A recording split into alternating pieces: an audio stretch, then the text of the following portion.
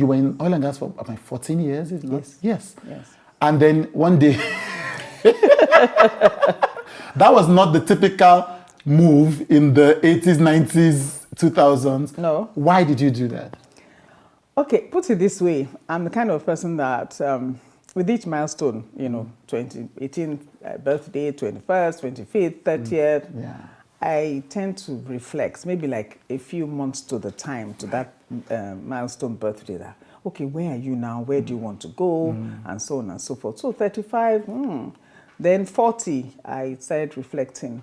And then I thought to myself that, hey, 40, I had done, by that time, I think I had actually done like maybe 12 years on full-time employment. The first 2 years or 1.5 were contract. Right.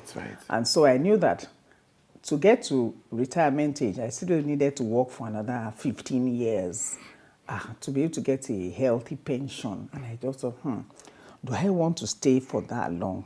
Question number one. Question number two, if I stayed for that long and I left at 55, what would be left of me? What would I be able to do afterwards? And I'm a restless person. Right. I don't sit in one place. And I thought, let me look at it. Somehow, the business idea, so I wasn't thinking of business, but I was just, how you're, just ruminating in your mind what's going on. Yeah. The business idea came when my first son, Damola, the one that here and Tayo put me up to all of this, when he was going to secondary school, that was in 1999. Right. I was a working mother. I had 3 young children. The youngest was about 3. Right. And so I had to shop for him. There was a whole long list of boarding house items. So I thought, no problem. I'll just go to one market, maybe Ikmori or somewhere on a Saturday. Ikmori, I got maybe 4 things. Then I went to meet my friends. Where do you get your... Oh, you go to Tejosu. I went there. I didn't get everything. I got some other thing. Oh, no, you see, Dumota, you should go to. Oh, no, it's this. I said, why? Why is there no specialist store? Yeah. Then I cast my mind back to when I went to England for my A-levels. Right. I was 17. And, the school I was admitted to just said, go to so store. When you get to the 5th floor, just tell them you are from so school. And then they'll give you all your requirements, both summer and winter wear, sports wear and everything. And that's what we did. Right. And what we just did was we went downstairs to the luggage section, bought my suitcase and every other thing. It was a department store, John Lewis's. Right. So I thought, how can we be a nation this big and then there's no specialist school store? So I started writing it down, just out of maybe curiosity or whatever it is. I started writing it down. And then, I don't know, along the way, within about a year, I think I had the aha moment that, hey, okay, you that you've been thinking, what are you going to do? Right. This. Right. So maybe this is an idea you should go for. Right. So I talked to very close people, just a small circle of mentors then. And they said, it looks like a good idea. But I wasn't just going to plunge into it and leave my comfort zone, as it were. So I took my vacation. I planned, I'm a planner. I'm very deliberate about whatever I do.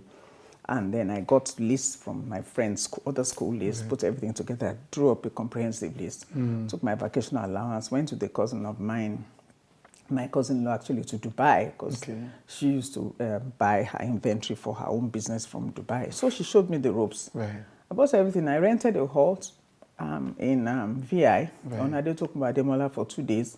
And I invited other vendors to display. And I sent letters by AMS post to all the PTA directories of Loyola, Adesoye College, where my son was, Olashore, all the major private schools.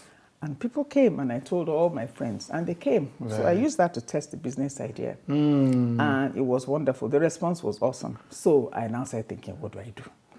Should I go? Should I not go? Anyway, I grappled with that for some time. Right. And I finally made my decision. And then I started the process of incorporating my business and all of that. By the time I got to that stage, and I still had inventory at home, I said, you know what?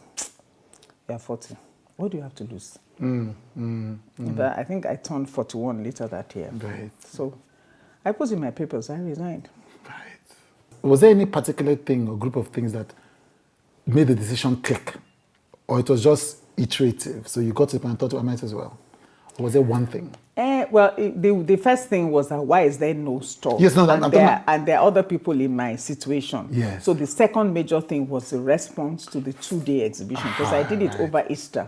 Right. And a lot of feedback. People were saying, "Oh, we're proud of you. This is so nice. This is very nice. Are you going to be having this all the time? This and this, Then we didn't have smartphones, so I couldn't dispatch. There was no WhatsApp. There was no nothing. It was just my telephone. So at best, intercellular and stuff like that. Oh, intercellular. Intercellular, multi-links, and So at a point, people were calling me, and then I could only supply them maybe at weekends. It wasn't, I just thought, what are you doing? And for me, if I set my mind to do something, I do it all the way. Yeah. And I was talking to a friend of mine. She now said, "Oh, how's business?" I said, "It's a bit slow." She said, "Yeah. Anything that you don't you give your full attention will be slow." Yes. I got to make it and ask myself, what are you doing? Yeah. Then at a point, I just said, a fool at 40 is a fool forever. If I don't take this decision now, it will never be taken again. Was there some doubt, especially because you said it was your comfort zone, but it wasn't only your comfort zone, it was your comfort zone in the most sought-after industry at the time. Yes, it was. Yes, was there a doubt in your mind? Just, yes, I've decided, but am I being foolish? Is this etc.? Was there any? Well, those doubts came and went. Right. But for me, I looked way ahead. That, okay, if you start this now, first of all, I thought, okay, maybe I should wait and start it later. Right. But I thought my friends, their children were going to secondary school then. This is my first crop of customers. Yes. This is my first referral line. Yeah. When you talk about net promoter score, those are people that are going to promote you. And I thought, you have the energy now. You are not going to have that energy later. Then what would I know at 50 or 55 about children's fashion? Will I know the latest, cartoon character and all that? Yeah. I looked at everything, I'm very logical when it comes to things like that. And I just thought, no, just do it now. Right. And I do it now, it was like maybe a retirement plan. Right. I didn't set a goal in mind that I'll run it for 10 years. I just thought it's something I can still do. And then the other thing was that it's a very relevant business. Children will be born every day. Children will go to school. They will need school supplies, uniforms, shoes, whatever it is. Yeah. So it was just, for me, I just thought, first comer's advantage. Yeah. Girl, get up. And do it. So I guess the reasons for the yes were much more than the reasons for any no. It seems like over the years, you didn't need to do major publicity for did you have to? We did. What did you do? So maybe by the time I was aware of the business, those things had been set in motion. What are the things you had to do? In the early years, or in the early years? In the early years, Yes. City People, all those soft sell magazines, City People, Enconium, the Punch newspaper had a business page. Yeah, so we did adverts. So every back to school season, we'll do half a page or quarter page in all those papers. Right. And then there was nothing I didn't do.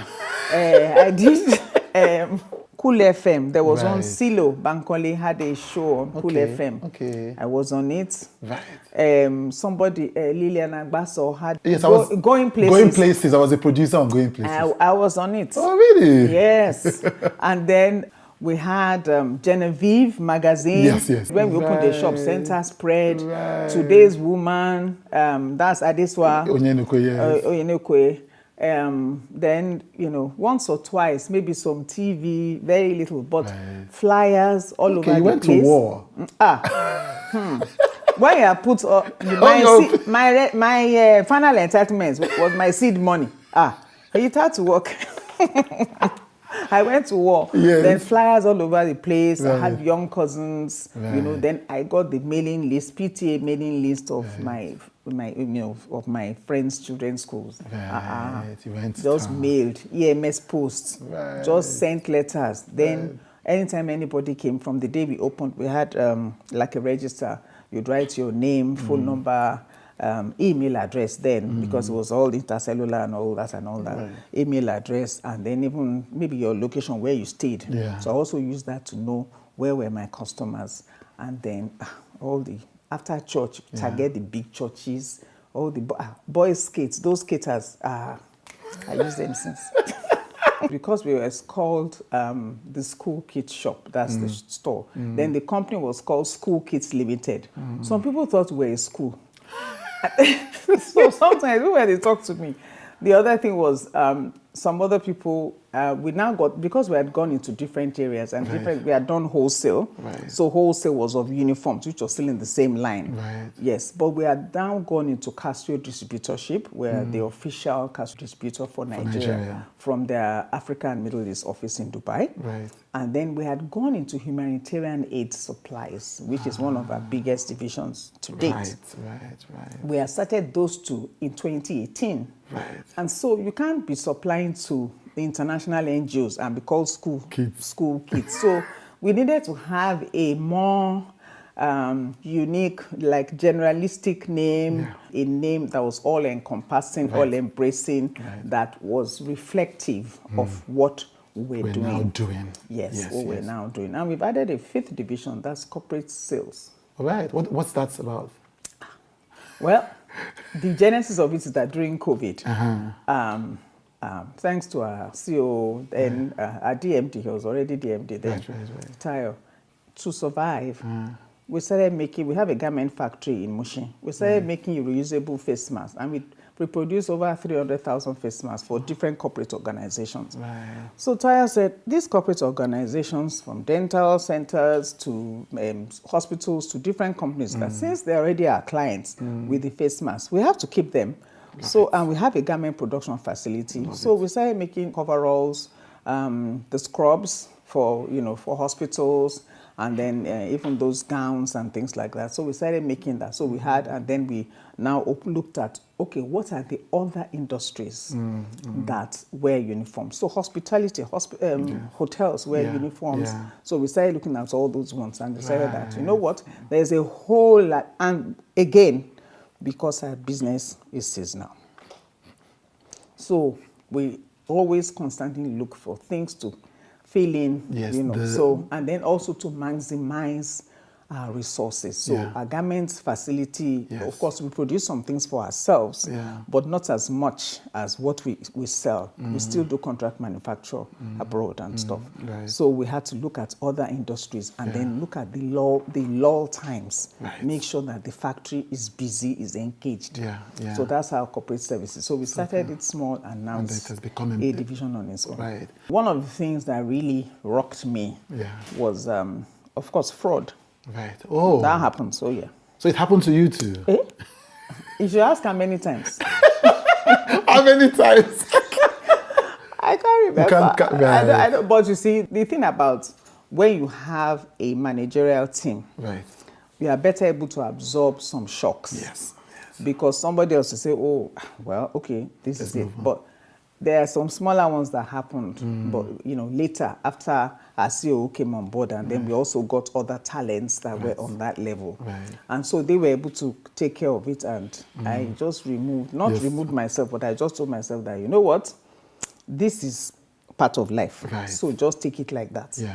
This was even maybe in the first 3 or 4 years. She was one of my very first employees. And you know how you get attached? You are the only two in the store, because there were just 2 of us. And then you just get attached. And I started caring for her like a mother. Like I said, I'm a nurturer and all of that. I didn't realize that she was doing all sorts of things until one customer came in one day and was really, and that's why you listen to people, to people. One customer came in and said, Madam, I don't know what's happening in your store, but something's going on here. Anyway, by the time, and then she was now trying to whisper something to me, and I couldn't hear her. Apparently, the girl knew that I was hard of hearing, even before I knew myself. Oh, wow. I'm telling you. By the time I did more investigations, and then I had to call one employee that had left suddenly.